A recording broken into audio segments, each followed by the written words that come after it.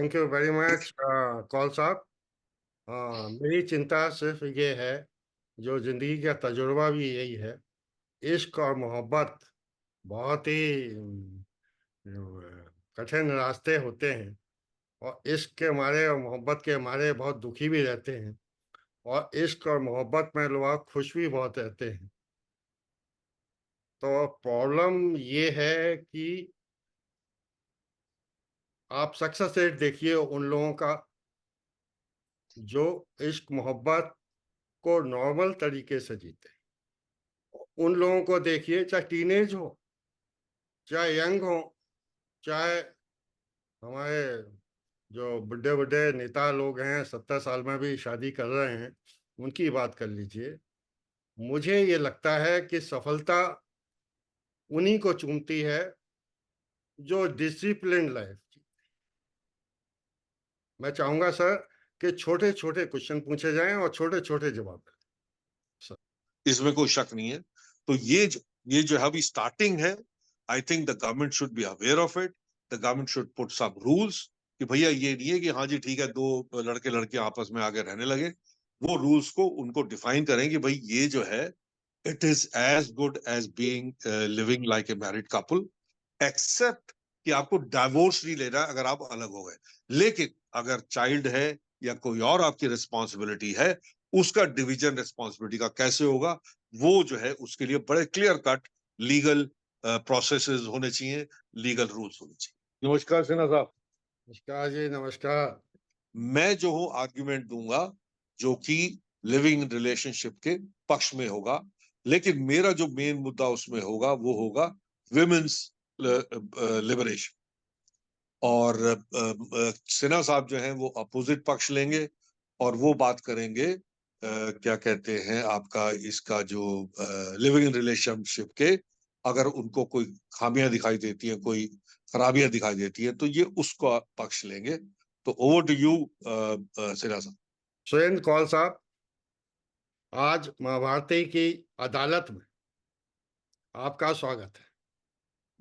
अदालत इसलिए क्योंकि आज हम बहुत गंभीर मुद्दे पर चर्चा करने जा रहे हैं।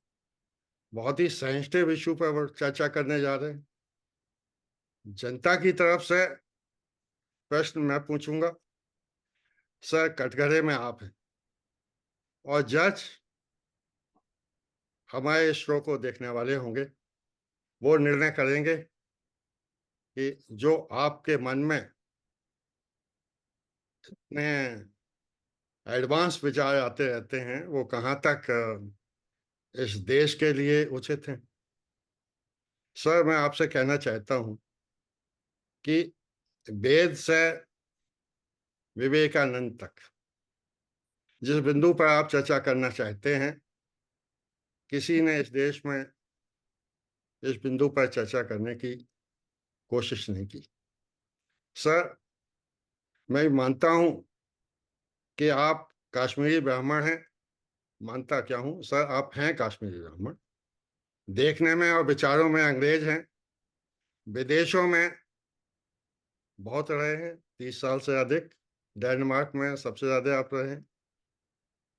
तो आप खुले विचारों के हैं। आप माँ भारती से बहुत प्रेम करते हैं। आप सनातनी भी हैं और सनातन होते हुए भी सनातन की कमियों में, जो हमारे समाज में जो व्यवस्था चल रही है, उसमें अभूतपूर्व परिवर्तन और रिफॉर्म्स लाने के आप प्रबल समर्थक हैं और आपका प्रयास जारी रहता है। तो सर, पहला प्रश्न मैं आपसे ये पूछना चाहूंगा कि 3 W हैं सर: वाइन, वुमेन एंड वार। सब समाज इन तीनों से दूर रहने के लिए कहता है। और आप अब वो उचित रहेगा या नहीं रहेगा, और अगर उचित रहेगा तो उसके पैरामीटर्स क्या हैं, उसके लीगल रिपरकशंस क्या हैं, और ये सब जो बातें जो हैं ये इस बारे में बात की जाएगी। और इसमें जो सबसे बड़ा जो लिविंग रिलेशनशिप में जो सबसे बड़ा जो मेरा जो हार्ट का जो जिसे कहते हैं ना, मेरी डीप इनसाइड मी, जो मुद्दा है वो ये है विमेन्स लिबरेशन का। वो जो है इसमें लिविंग इन रिलेशन में वो जो है that is the crux of the whole point. अब आप कहेंगे कि इसमें living in relation is something which is mutual. भाई आदमी एक औरत आपस में एक दूसरे को क्या कहते हैं, चाहते हैं। वो कहते हैं भाई शादी में ये है कि अगर हमने शादी कर ली और बाद में अगर नहीं बनी तो उसके बाद जो है फिर वो बहुत ही लंबा टीडियस प्रोसेस होता है डिवोर्स का, और उसमें फिर काफी सारी फैमिलीज भी इन्वॉल्व हो जाती हैं। देयर इज लॉट ऑफ क्या कहना चाहिए, एक डिसहार्मनी आ जाती है सोसाइटी में। और हम लोग ये आजकल देख रहे हैं सर इंडिया में, हम लोग ये सर आजकल देख रहे हैं पॉल साहब, कि ये पॉल जो साहब, हमारा एक, मेरे को एक खत्म पॉल करने साहब, दीजिए प्लीज। मैं ये कह रहा हूँ, थोड़ा सा आप जो अपना स्क्रीन को मैं चेस्ट थोड़ा सा शेप ले आए अच्छी तरह से, मेरे ख्याल से सीधे बैठे तो ज्यादा। मैं सीधा ही बैठा हूँ। और मतलब कैमरे की लेंस की तरफ देखें, ऊपर देखने से आई थिंक थोड़ा सा ओके। बेटर। तो ये जो जो चीजें इस टाइम हमारी सोसाइटी में हो रही हैं, जी वो जो है उनका जो डिसहार्मनी बढ़ जाती है पूरे सोसाइटी में उसकी वजह से कि डाइवोर्स रेट्स हमारे बढ़ रहे हैं। जो औरतों की जो एक्सपेक्टेशंस होती हैं कि भाई जो उनका नया हस्बैंड है, उसके उससे कुछ अपेक्षाएं होती हैं वो उनकी पूर्ण नहीं होती, या आदमी को भी औरत से पूर्ण क्या कहते हैं, कुछ अपेक्षाएं होती हैं वो उनकी पूर्ण नहीं होती। और सडनली उनको लगता है कि हमने तो सोचा था कि भाई शादी के बाद एक स्वर्ग में हम लोग रहेंगे, दोनों आपस में मिलजुल के रहेंगे, प्यार होगा, बहुत कुछ एक दूसरे के साथ मिल के रहेंगे। लेकिन वो सब लग रहा है कि जैसे आजकल की हमारी सोसाइटी में वो जो है नहीं हो रहा। बहुत सारे डिवोर्सेस जो कि शादी के 1 महीने बाद, 2 महीने बाद, 5 महीने बाद, 6 महीने बाद जो है वो चीजें हो रही हैं। तो उसको मद्देनजर रखते हुए ये जो लिविंग रिलेशन जो है ये कई हमारे जो यंगस्टर्स हैं, जो हमारे युवा लोग हैं, उन लोगों ने एक एक आसान रास्ता निकाला कि भाई अगर कल हमारा अगर आपस में नहीं बनती तो भैया ठीक है, औरत कहती है ठीक है मैं अपने रास्ते जा रही हूँ, और जो आदमी जो है वो कहता है मैं अपने रास्ते जा रहा हूँ। और फिर वो अपना जो भी उनका हिसाब किताब है वो अपना ढूंढते हैं। अच्छा, उसके पहले क्या होता है कि लिविंग इन रिलेशन तो चलो बाद में आता है, लेकिन उससे पहले क्या होता है कि बॉयफ्रेंड और गर्लफ्रेंड का जो एक क्या कहना चाहिए, जो एक लहर चली है हमारे हिंदुस्तान में। और उसमें सबसे बड़ी जो रिमार्केबल बात है वो ये है कि जो माँ बाप जो है दोनों तरफ के, मैं लड़की के भी कह रहा हूँ और लड़कों के भी, दोनों के माँ बाप की भी उसमें ब्लेसिंग्स जो है, कई बारी मैंने देखा है कि वो उसमें उनकी ब्लेसिंग्स भी उसमें हैं। तो उनके उनसे छुपा के नहीं ये, हाँ, छुपे हुए भी गर्लफ्रेंड बॉयफ्रेंड के रिलेशनशिप हैं। और क्या कहते हैं, जो माँ बाप का जिसमें ब्लेसिंग मिली हुई है उस टाइप के भी जो है लिविंग इन और रादर बॉयफ्रेंड गर्लफ्रेंड के रिलेशनशिप है। तो ये इस मुद्दे को मैं जो हूँ और उसमें जैसे मैंने पहले भी कहा कि जो मेन जो मेरे जो हार्ट के ऊपर जो है वो ये है कि जो औरतों का जो शोषण हुआ है हमारे समाज में या दूसरों समाजों में भी, मैं नहीं कह रहा कि हमारा हिंदू समाज में ही, और अभी तो कुछ और धर्मों में तो अभी भी शोषण जो है बहुत बुरी तरीके से चल रहा है और कंटिन्यू कर रहा है। तो क्रिश्चियनिटी में तो काफी अब लिबरेशन आ गई है, बट वहां पे भी पहले, and it's not that long ago, it is like मेरे ख्याल 70 80 साल 90 साल पहले क्रिश्चियनिटी में भी औरत का तो कोई स्थान ही नहीं था। इनफैक्ट स्विट्जरलैंड जैसे एडवांस कंट्री में 64 में 1964 में जाके उनको जो है क्या कहते हैं वोटिंग राइट्स मिले हैं औरतों को। उससे पहले स्विट्जरलैंड में वोटिंग राइट्स भी नहीं थे, और हमारे हिंदुस्तान में उससे पहले ही औरतों को वोटिंग राइट्स मिल गए थे। तो अगर आप ये सब चीजों को मद्देनजर रखें तो हम लोग कोई एक्सेप्शनल नहीं है कि भाई हमारे औरतों को क्या कहते हैं का ज्यादा शोषण हुआ है और बाहर की औरतों का कम हुआ है, या वहां पे ज्यादा लिबरेशन है यहाँ कम है। ऐसा नहीं है। लेकिन हाँ, जो लिविंग इन रिलेशन है, बॉयफ्रेंड गर्लफ्रेंड की, चलो फिर भी थोड़ी सी एक्सेप्टेंस हो गई है, पर जहां तक लिविंग इन रिलेशन का सवाल है, वो अभी भी थोड़ा सा, उसमें अभी भी लोगों को थोड़ा सा ऑब्जेक्शन है। तो सर ये कहाँ तक उचित है? क्योंकि कहा यह जाता है कि जो बच्चा 10 साल से 18 साल तक, 8 साल तक संयम से अपनी पढ़ाई करता है, अपने गुरुओं की बताई हुई और माँ बाप की दिखाए हुए मार्ग पर चलता है, वो 80 साल तक लाइफ को एंजॉय करता है। और जो आपने मुद्दा उठाया है सर, उसमें नाना प्रकार की बीमारियां आने की संभावना है, नाना प्रकार के कष्ट आने की संभावना है, तमाम तरीके के सुसाइड होने की भी संभावना है और अव्यवस्था फैलने की सब। Over to Kaul sir, please. देखिए, ऐसा है, जहां तक डिसिप्लिन लाइफ का सवाल है, डिसिप्लिन लाइफ और प्रेम का कोई कॉन्फ्लिक्ट नहीं है, उनमें कोई कोई विरोध नहीं है। लव लाइफ क्या है? लव लाइफ एक जो है, एक नेचुरल प्रोसेस है। आप बचपन में भी अपने दोस्तों को, जिसमें लड़कियां भी हो सकती हैं, लड़के भी, and I am talking about बचपन means like 5 years, 10 years, 6 years old children, तो आपस में इकट्ठे खेलते हैं, तो एक एक प्यार हो जाता है, लेकिन वो एक डिफरेंट टाइप का प्यार होता है।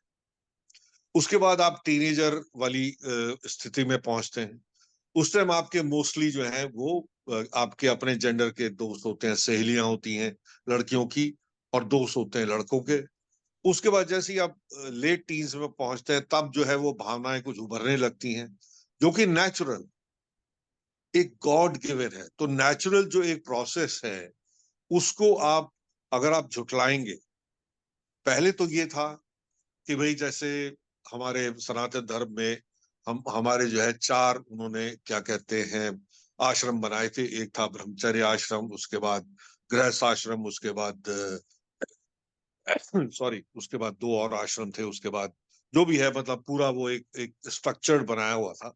जी। और उसमें जो है उन्होंने डिफाइन कर रखी थी, भाई इतनी एज से इतने तक ये, इतने से इतने एज तक ये। और वो जो है उस जमाने के लिए, आज से 4-5 हजार साल पहले जब ये शुरू हुआ था, और उसके बाद ये चलता रहा हमारे, लेट्स से 100 साल पहले तक ये कुछ इसको जो है फॉलो किया गया, सब कुछ चलता रहा। लेकिन अब जो है जमाना जो है, देखिए, कोई भी युग, जब हमारे शास्त्रों में ही लिखा हुआ है कि एक युग जो है वो एक जैसा नहीं होता, all 4 yugas are different from each other. और अगर आप सनातन धर्म को का जो सतयुग में जो जो वो था, क्या कहते हैं, तथ्य था, उसको आप कलयुग में लाके उसको ढालेंगे, तो वो जो है फिर कन्फ्लिक्ट और डिसहार्मनी क्रिएट करेगा हमारे सोसाइटी में। तो अगर आपके जो, तो मेरा कहने का तात्पर्य ये है कि जो भी टीनेजर, जब आप अपने अर्ली टीन्स में आते हो, तो एक भावनाएं उभरती है, और उस भावनाओं को एक्सप्रेस करने का बहुत जरूरी एक वो है। और उसमें मैं एक सिर्फ उदाहरण दूंगा, उसके बाद मैं आपको बोलूंगा, आप बोलेंगे। अब मेरे बच्चे जो है वो बाहरी पढ़े लिखे, बाहरी पैदा हुए, तो उनको तो डेनिश कल्चर का ही पता था।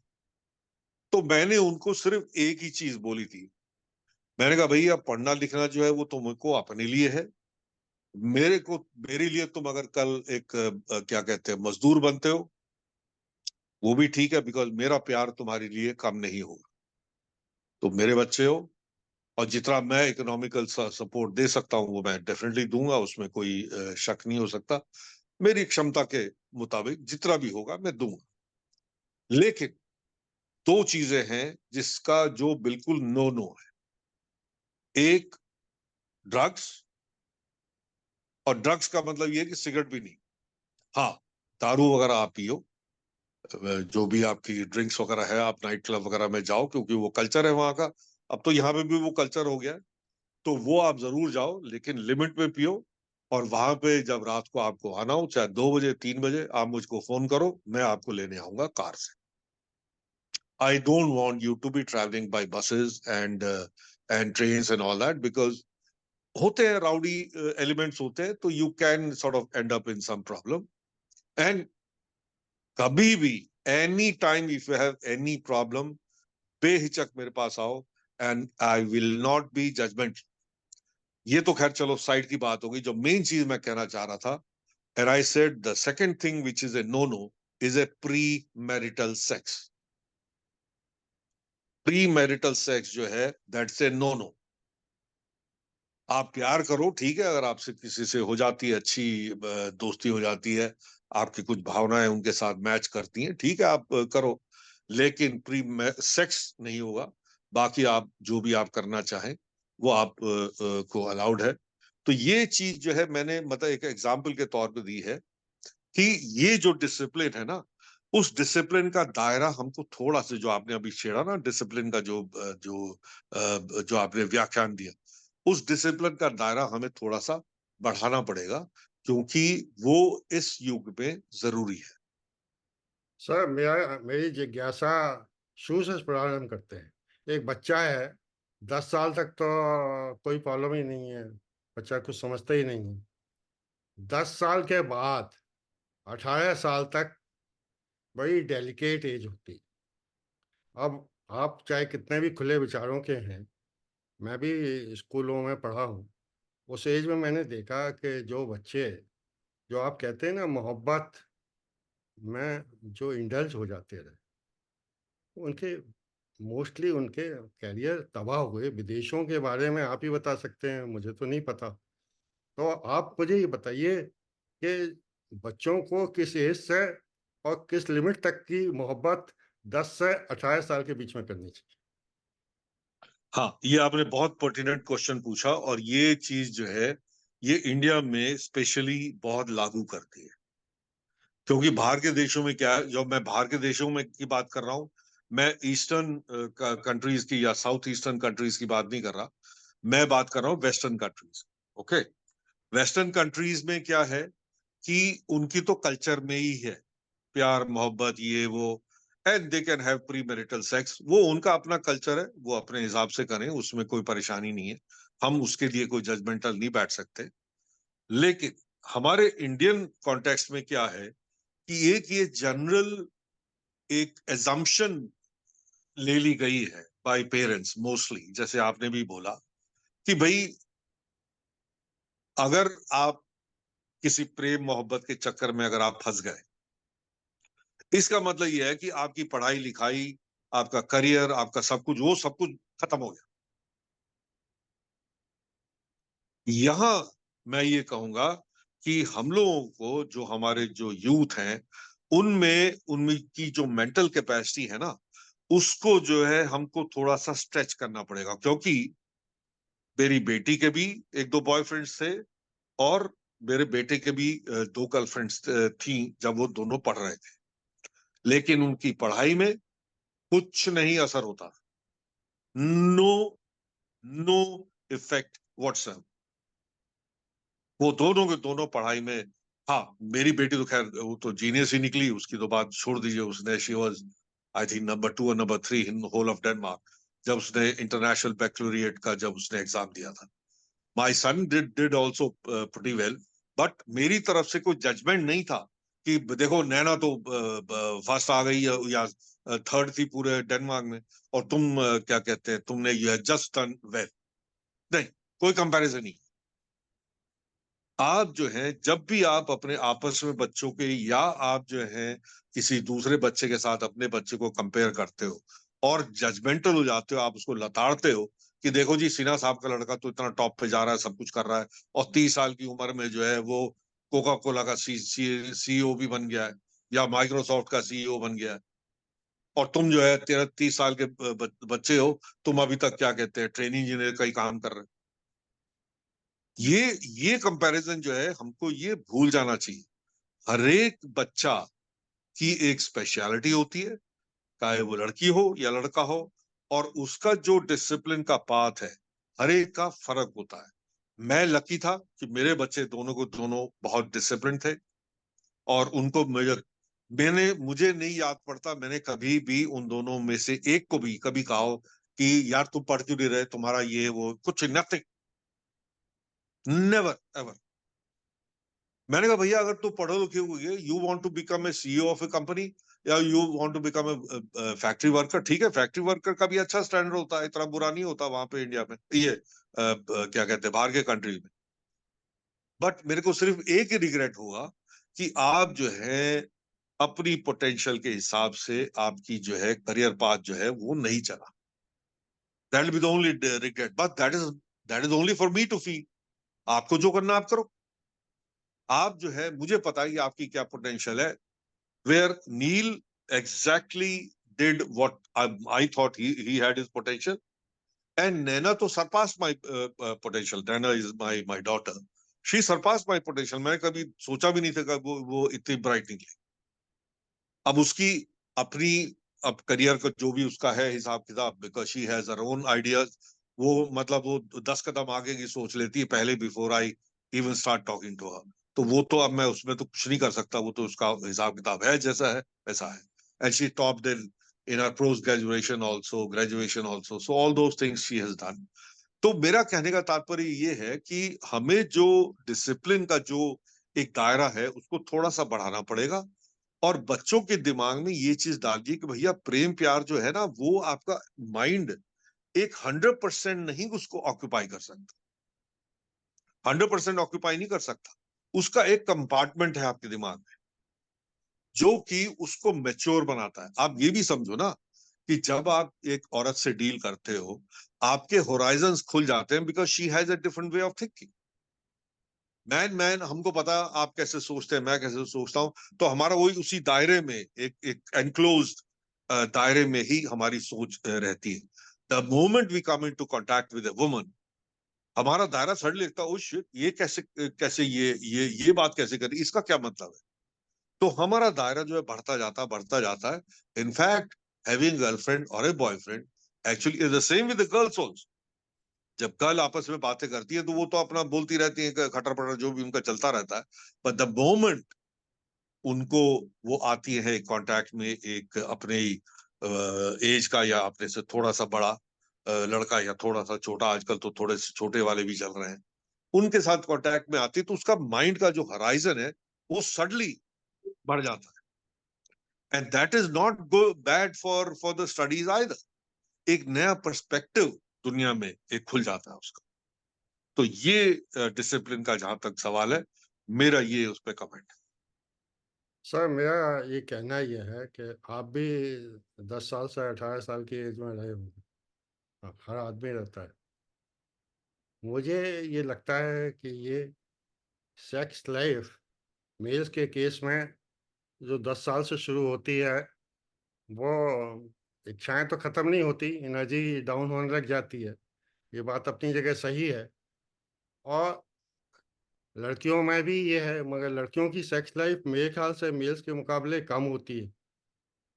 और मेरी सोच ये है कि अम, अगर किसी को मौका मिलता है तो जब टेम्पटेशन लेवल और एनर्जी लेवल आपका हायर होता है, और सबसे ज़्यादा जैसे जैसे आप 10 से 18 के बीच में पहुंचते हैं, थाली आपके पास सजी हुई है। मेरी समझ में नहीं आता है कि जो आप प्रवचन दे रहे हैं वो कहाँ तक शुद्ध और सात्विक। Over to. हाँ, हाँ, देखिए ऐसा है। सबसे पहले तो हमारे जो प्रेजुडिस्ट है ना अबाउट अबाउट जो जो सेक्स के बारे में, हमें अपने पहले पहले मैं इंडियन कॉन्टेक्स्ट की अब बात कर, हमें सबसे पहले तो अपने प्रेजुडिस जो है हमारे सेक्स के बारे में, उनको पहले रिमूव करना, ये बहुत जरूरी है। देखिए अगर सेक्स नहीं होता तो सृष्टि कैसे आगे चलती है, भी तो आपको पता होना चाहिए। ठीक है, आपकी भी शादी हो चुकी है, आपके भी बच्चे हैं, मेरी भी शादी हो चुकी है, मेरी भी बच्चे हैं। तो ये सृष्टि का जो है भगवान का गिवन है। उसने मुझे बताइए 10-12 साल में थोड़े से आपकी भावनाएं उभरने लगती हैं, एक सेक्स की डिजायर आने लगती है। ये भगवान ने क्यों बनाया? इसका रीजन था, क्योंकि अगर, अब मैं बिल्कुल फ्रैंकली बात करूंगा, जो कि सबके सब जो देखने वाले हैं, आई होप वो मेरे को माफ करेंगे, लेकिन ये इस कॉन्टेक्स्ट में, क्योंकि आपने सवाल ही इतना क्लिष्ट पूछा है, तो मेरे को थोड़ा सा इसमें खुलना पड़ेगा। देखिए, अगर सेक्स की भावना नहीं होती औरत में भी और आदमी में भी, तो मुझे बताइए सेक्स होता ही नहीं। और अगर सेक्स नहीं होता तो बच्चे भी नहीं पैदा होते, क्योंकि आपके माता पिता या मेरे माता पिता, उनको सेक्स की अर्ज हुई, उन्होंने सेक्स किया और हम पैदा हुए। ठीक है ना? तो इसमें एक प्रेजुडिस जो है ना, वो सबसे पहले आपको निकालना पड़ेगा दिमाग से कि सेक्स जो है वो बड़ी खराब चीज है। सेक्स खराब चीज नहीं। सेक्स जो है एक हेल्दी चीज है, बल्कि ये तो बायोलॉजिकली भी, ये मैं नहीं कह रहा हूं, ये डॉक्टर्स भी कह रहे हैं कि औरत जब लेट टीज में आ जाती है, उसके बाद if she doesn't have regular sex, then she can end up having a lot of क्या कहते हैं problem, genetical problem, okay, genital genital problem. तो ये चीज जो है, ये भगवान ने इसको बनाया है इसीलिए ताकि आपकी सेक्स अर्ज हो, आप बच्चे पैदा करें और सृष्टि आगे चले। तो ये जो है, इसका जो प्रेजुडिस जो है, उसको जो है सबसे पहले, क्योंकि ये भगवान का दिया हुआ भाई, मैंने थोड़ी ना इजाद किया, ना आपने इजाद किया। ये तो लाखों साल पहले क्या कहते हैं, भगवान ने, जानवरों में भी है, हमारे में भी है, सब कुछ है। तो ये तो इसको इसको अब आप अभी भी अगर वही पुराने हिसाब से लेके आप चलते रहे कि नहीं जी, ये तो नहीं नहीं, सेक्स का ये तो थाली रखी, थाली कौन सी थाली भाई, कैसी थाली रखी है? कोई थाली वाली नहीं रखी है भैया। आपको इसमें जो सबसे बड़ी जो थाली का जो एग्जाम्पल है ना, वो सबसे बड़ी ये इसमें जो एक बात आती है वो ये कि आप औरत को आपने डिग्रेड कर दिया एक तरह से। अब मैं बात बताऊंगा आपको, क्रक्स जो है सारे उसका, औरत कोई ऑब्जेक्ट नहीं है, वो कोई सेक्स ऑब्जेक्ट नहीं है कि हाँ जी थाली पड़ी है जाके उसको खा लो। नहीं, औरत की भी अपनी विश है। अगर वो कहती है भैया मुझे सेक्स नहीं करना, तो ठीक है भैया, आप अपना हाथ जोड़ के आप वापिस हट जाओ भाई, नहीं नहीं करना। बीवी कहती है, बीवियां कहती है कि नहीं आज मेरा मूड नहीं है, आज मेरे सर में दर्द है, या जो भी होता है, ये होता है, ये हंसने की बात नहीं है, ये सीरियस बात है कि होता है कि भाई औरत। अब आपकी एक बात से मैं बिल्कुल सहमत करूंगा, अब ठीक है, इट लुक्स लाइक कि औरत की सेक्सुअल अर्ज जो है वो आदमी से कम होती है, और उसका भी कारण है, भगवान ने बनाया है ऐसा। क्यों? क्योंकि अगर उसकी सेक्सुअल अर्ज कम है और आपने उसके साथ सेक्स किया, फिर भी वो बच्चा पैदा कर सकती है, बिकॉज सृष्टि का सबसे बड़ा नियम यही था कि भैया सृष्टि आगे चलनी चाहिए, चाहे कुछ भी हो, चाहे वो मना करे ना करे, अगर वो कह भी दे चलो ठीक है यार तुम करो, वट एवर, राइट। तो ये चीज जो है, ये it is all God given. अब आप उसको निगेट कर रहे हो। हाँ, जब ये इसके बारे में एक नेगेटिव फीलिंग हमारे समाज में आई थी, अब या बाहर के समाजों में भी आई थी, ये यही नहीं है, उसका ये रीजन था बिकॉज जो सेक्स जो था ना, इट वाज रैम्पेंट। क्योंकि तब ना मैरिज का इंस्टीट्यूशन था, ना रिलीजन का इंस्टीट्यूशन इतना स्ट्रांग नहीं हुआ था। तो जो जिसके मन में आए अपना, जिसका सेक्सुअल अर्ज हुई, जाके उसने जबरदस्ती किसी भी औरत को पकड़ लिया, एंड ही डिड इट। तो उससे क्या हुआ कि सोसाइटी में सडनली, और उससे जो जो ऑफस्प्रिंग आए, उनका क्या करोगे, उसकी रिस्पॉन्सिबिलिटी कौन लेगा? तो एक इंस्टीट्यूशन बनाया गया भैया, मैरिज का इंस्टीट्यूशन, सो दैट कि दो आदमी नहीं, मेरा मतलब दो औरत एंड मर्द एंड औरत, वो आपस में अपना मिलजुल के रहें, सेक्स करें जब भी दोनों का मन करे, जो भी है वो इनका अपना पर्सनल मामला है, उसमें मैं दखल नहीं देना चाहता। And then you should have the offspring to for the continuity of this सृष्टि। तो ये चीज जो है ना, पहले तो ये प्रिजुडिस हमें हटाना है कि सेक्स जो है कोई खराब चीज है। सेक्स खराब चीज नहीं है। सर तो समय ये समय बहुत कम बचा है, 10 मिनट ही मुश्किल से हैं। हम जल्दी जल्दी हम्म क्वेश्चन पूछेंगे, जल्दी जल्दी जवाब की अपेक्षा करेंगे। सर मेरा ये हम्म कहना है, आपने भी चर्चा की थी कि हमारे ऋषि मुनियों ने, हमारे पूर्वजों ने 4 भाग बताए थे जिंदगी के। आप आप मुझे बताइए, ये कहाँ तक न्याय संगत है कि जिस एज ग्रुप में आपको शिक्षा लेनी थी, सर मैं आपसे ये कहना चाहता हूँ कि बच्चे मेहनत क्यों करते थे? बच्चे क्यों संयम रखना चाहते थे? वो सोचते थे कि अगर हम मेहनत करेंगे तो अच्छी पोज़ीशन मिलेगी, अच्छी और सुंदर कन्या से हमारी शादी होगी और हमारे आगे आने वाले 60-70 साल जो हैं, बहुत सुखमय बीतेंगे। आप तो अगर यहाँ इनिशियल स्टेज में ही कोई बंदिश नहीं रखेंगे सर, तो आई थिंक बहुत दिक्कत है। हाँ, तो मैंने बंदिश के लिए मना तो नहीं किया, मैंने तो एग्जाम्पल दी आपको। बंदिश के मैंने मना नहीं किया है, लेकिन आपको वो बंदिश का जो दायरा है ना, जो दायरा है, वो थोड़ा सा बढ़ाना पड़ेगा, जो कि मैं ऑलरेडी डिस्क्राइब कर चुका हूँ। तो सर इसके आगे का प्रश्न मेरा यही है कि सबसे बड़ा रुपया है और रुपया की ज़रूरत भी आदमी को सुख भोगने के लिए और सुख जैसा आपने भी एडमिट किया कि सेक्स की अर्ज जो है सबसे ज़्यादा इम्पोर्टेंट है ह्यूमन लाइफ में, वो ही अल्टीमेट सुख देती है, ऐसा लोगों का मानना है। तो सर जहाँ नहीं, नहीं, सेक्स सेक्स जो है वो अल्टीमेट सुख नहीं देता। अल्टीमेट सुख जो है, it's a combination of million factors, million factor, millions of factor.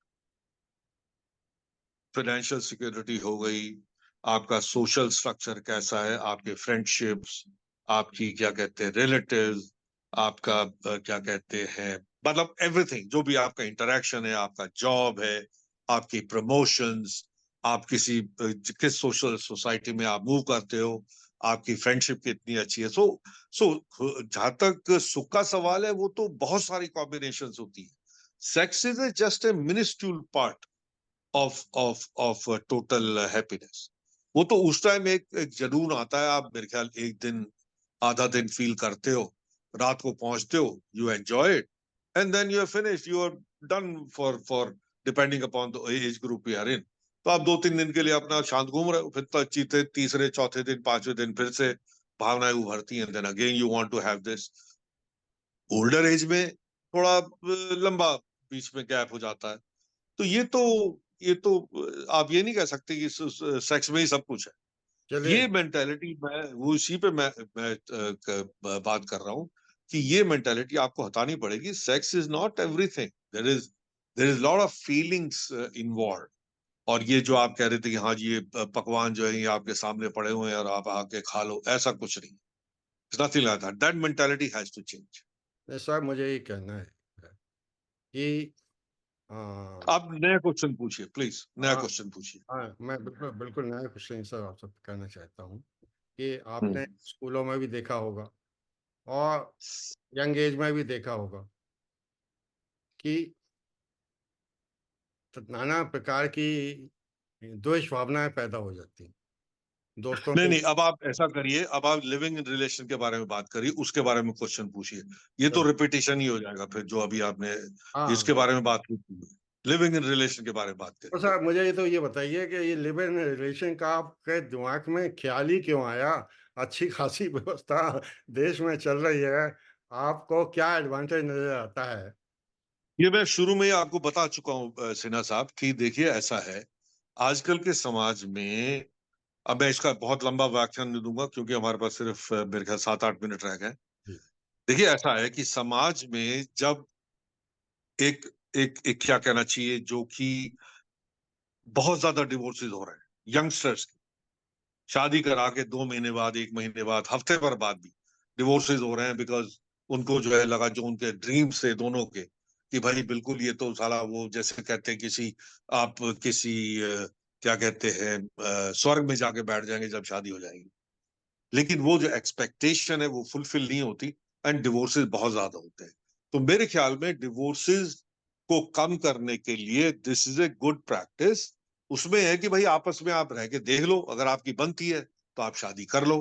क्योंकि हाँ, उसमें एक चीज जरूर मैं कहूंगा, उसके जो लीगल रिपरकशंस है, as far as if there is a child born out of the wedlock, उसकी रिस्पॉन्सिबिलिटी कौन लेगा, क्या लेगा।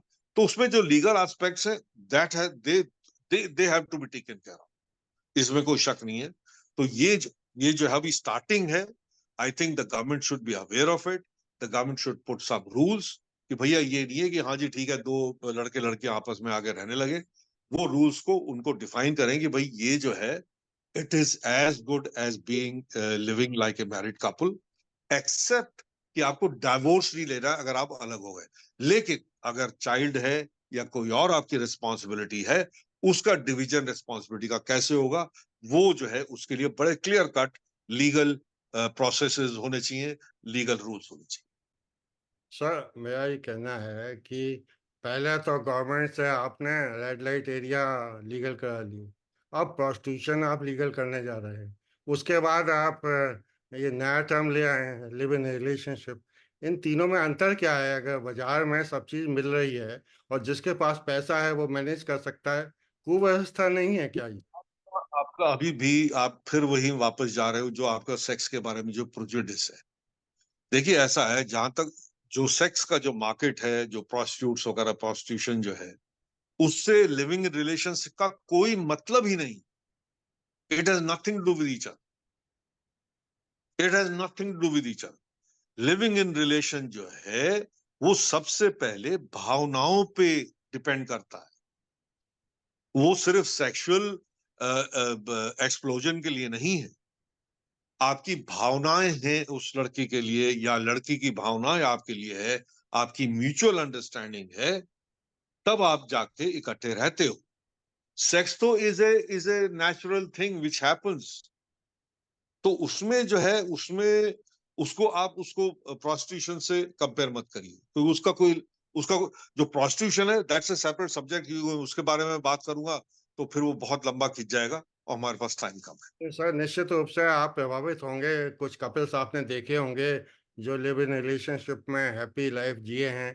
ऐसे सक्सेस हाँ, कितने कपल्स आपने देखे हैं देश में और विदेश में? बहुत देखे हैं। इस देश में भी देखे हैं और बाहर के देश में भी देखा है। बाहर के देश में तो सभी वहां पे नहीं। देखिए, अगर अगर मैरिज का इंस्टीट्यूट जो बना है, इंस्टीट्यूशन जो बना है, अगर उसमें कुछ खामियां होती तो वेस्ट में फिर कोई शादी ही नहीं करता।